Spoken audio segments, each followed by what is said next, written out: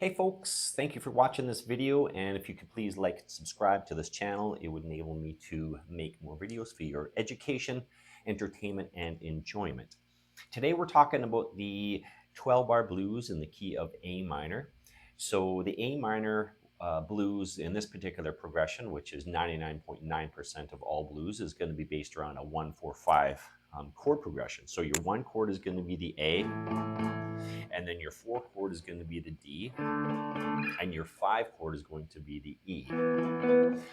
So in this one, we're pretty much 90% of the time going to stay with just our regular minor pentatonic.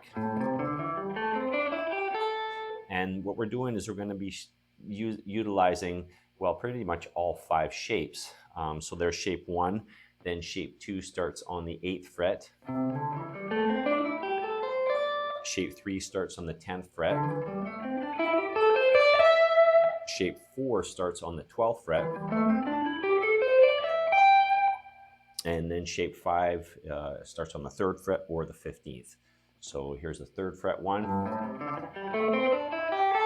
And if you don't know the 5 shapes in A minor pentatonic, then I strongly suggest that you either buy my book, which is Blues in Your Hand on Amazon, or find them somewhere on the internet and memorize these 5 shapes, because they're essential to improvisation and blues and just overall being a great guitar player. And part of it is memorization, and you got to commit yourself to memorizing things to be able to improvise or anything really on the guitar. So if we're going to be using this 1-4-5, you want to kind of utilize the notes that are in the chord. So if you're in an A chord, you're going to be playing pretty much around the A, C, or the E. That's the triad of A. And then, of course, D, F, A is the triad for the D chord, and then E, G, B is the triad for the E chord. So, but mainly if you could at least focus on and also, sorry, I'm going to mention the 7th. So the 7th of each chord, A, C, E is the triad of A, and then the 7th is G. And then of D, it's D, F, A is the triad, and the 7th is C. And then for the E chord, E, G, B is the triad, and then D is the 7th. So you got 4 notes to choose from each chord, but if you could at least focus on the root, the 5th, and the 7th of each chord, then you'll definitely be in the ballpark to be able to utilize this full potential of the 5 minor pentatonic shapes in A over this progression. And the other main thing that I'm going to be talking about is how to mix these shapes together as well. So the 2 notes in the A minor pentatonic, which is pinnacle to really utilizing how to shift in and out of these shapes, is the D and the E, which is the 4th and 5th scale degree in A minor. And what you want to do is kind of slide in and out of those, and I can explain how to kind of do those to utilize the full potential of the fretboard and utilizing these 5 pentatonic shapes and making them sound musical and not just like they're running scales. Okay, so let's get to it.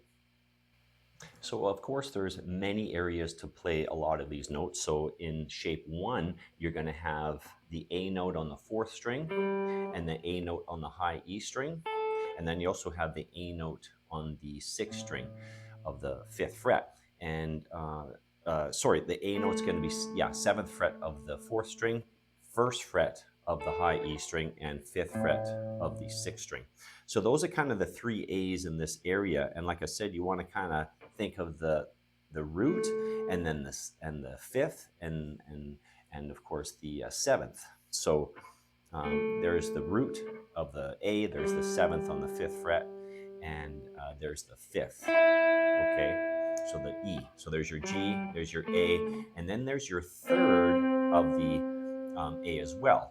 So when you're kind of playing over the A chord, you could sort of start on that 7th fret of the 4th string, do a pull off to the 7th, go to the 5th, which is on the 7th fret of the 5th string, and then go back to those 3 notes. So that's a good little lick over the. and then you could do the C and give it a little quirky bend, and then play the 7th fret of the D string.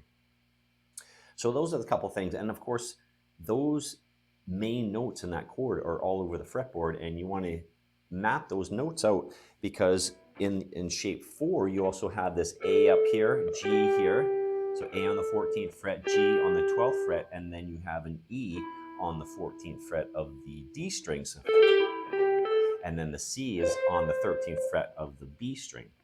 So those are kind of a couple areas that I like to use in A minor pentatonic. And then, of course, when you're on the D chord, you have your D on the 7th fret of the 3rd string. Then you have the 7th of the chord on the 5th fret. That's the C. So there's your root, D, C, and then there's your 5th. And sometimes what I like to do is I like to bend the 3rd, the F sharp, up a half step, and then do a pull off, and then come down kind of the minor pentatonic scale and land on the A. So the A is such a pinnacle note to land on because it's the tonal center of the key. So whenever you're playing any lick, like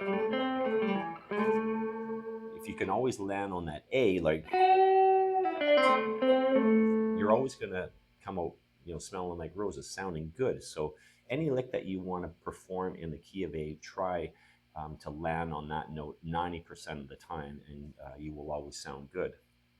So those are a couple of the ideas for, and then of course, when you're on the A chord again, you're gonna want to target the 5th, which is the E. So what I like to do is I like to bend from the root, play the 3rd, and then, start on the root, which is the A, play the 3rd, and then bend from the D to the E, and you're bending up a whole step. And if you haven't quite mastered your bends yet, this would be a really good one there, either from the D to E 15th, and your target note is the 17th fret. Check the bend, and then bend. Make sure that you're hitting that note, and then land on that A. So that's another really cool. And then I come down, doing a pull off to the 7th, do a slide from the E to D, pull off to the C, and then land on the A. So that's for the A chord, the D. I gave you some ideas. Now for the E chord, there's a couple ideas I like to do. So there's your E on the 9th fret of the 3rd string, and then on the 2nd string, the B string, you have a G.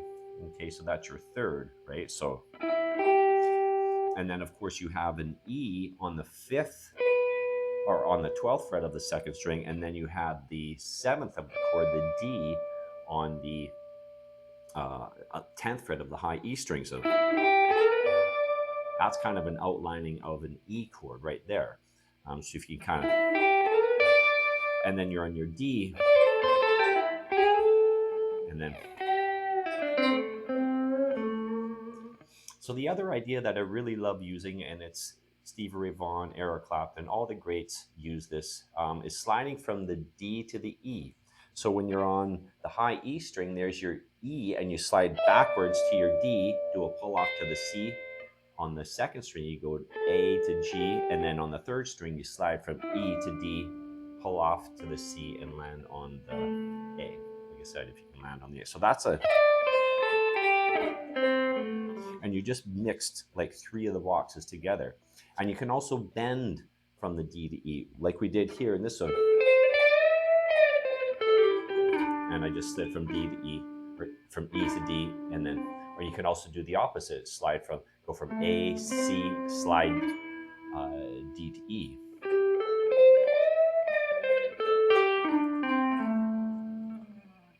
So those are a bunch of good ideas to make your solo sound good in the key of A minor pentatonic. Okay, well, there's a couple great ideas to show you how you can sound good in A minor pentatonic. And now I'm going to do a demonstration of utilizing all of these licks.